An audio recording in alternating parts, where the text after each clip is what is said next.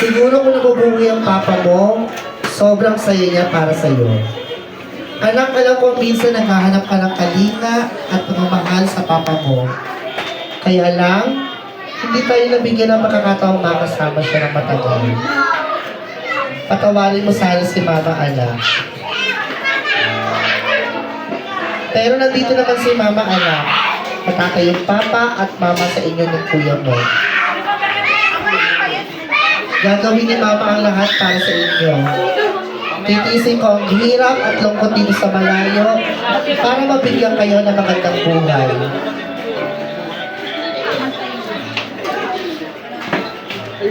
Hindi ko naranasan ang magdibu.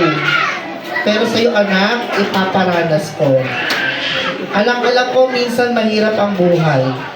Pero alam mo na kaya mo yan. Kapag may problema ka, nandito lang si mama.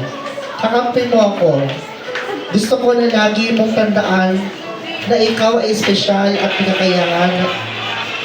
Hindi importante kung may pagkakataon na nagkakamali ka.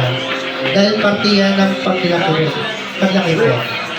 Ang importante is matuto ka at hindi sumuko.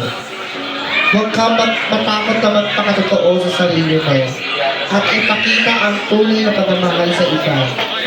Gusto ko na maging masaya ka at mag-aral ka na mabuti at makapagtapos sa pag-aaral.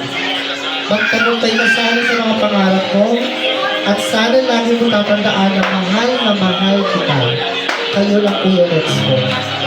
At lagi ako nandito para sa inyo kahit nasa malayo sila.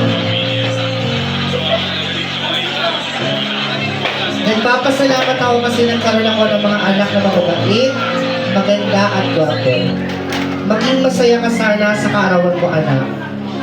Mahal kita ng sobra. Nagmamahal ka. Ayan, pwede po bang i-request ko isa sa mga relatives po niya na pwede magpa-video call po, tumawag po sa mother niya? Kung pwede lang po.